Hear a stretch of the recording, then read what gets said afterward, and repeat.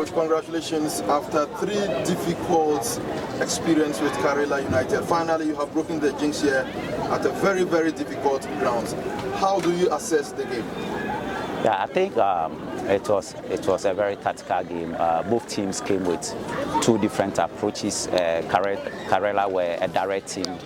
They get the ball and try and kick the ball behind the defense to chase the ball. We also try to play out from the back through the middle and then to the final third.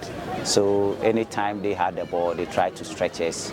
But then we had the men, very tall guys at the back, very good with area abilities. So we were able to win a lot of the first balls and then a lot of the second balls, which we were able to transition offensively and created so many chances out of it, which we could have scored, but then we couldn't. So it was a game of 2 different tactics. They were direct, kicking the balls behind us, and we were also trying to go into a passing game where we get and then try and move the ball gradually from the test into the final. Will you say your team's preparations during the course of the preseason has contributed immensely in this victory? Absolutely. I think we had time to do a lot, even though we couldn't finish all of them. Some of the things during the season which has begun, we'll continue to do it. So I think the preseason, we had time to do a lot with them. And we did that because we had a lot of new players coming in, and we needed to make sure that we integrate them socially, psychologically, and tactically into the team, which I think it has worked so far so well.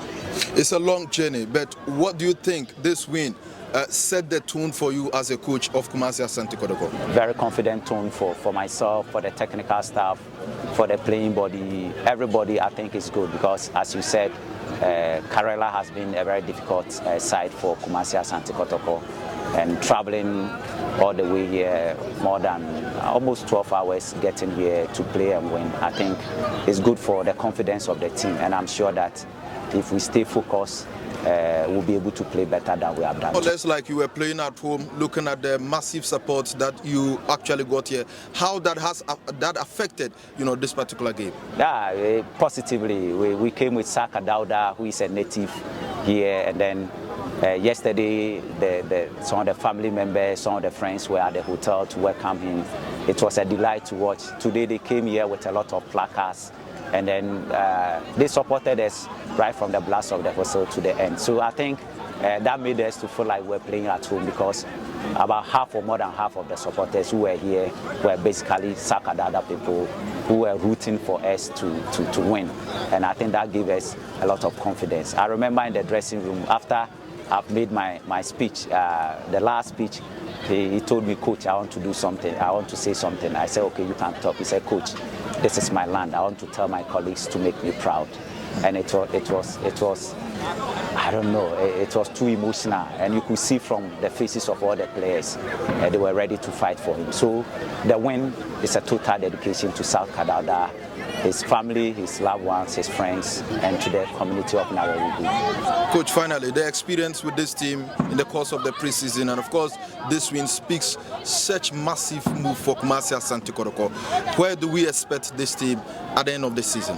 Yeah, we should expect this team to do very well at the end of the season. To play well, win more games.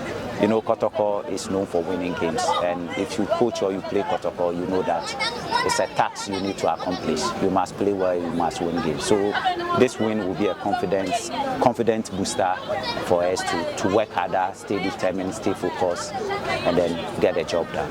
Thank you very much, Coach.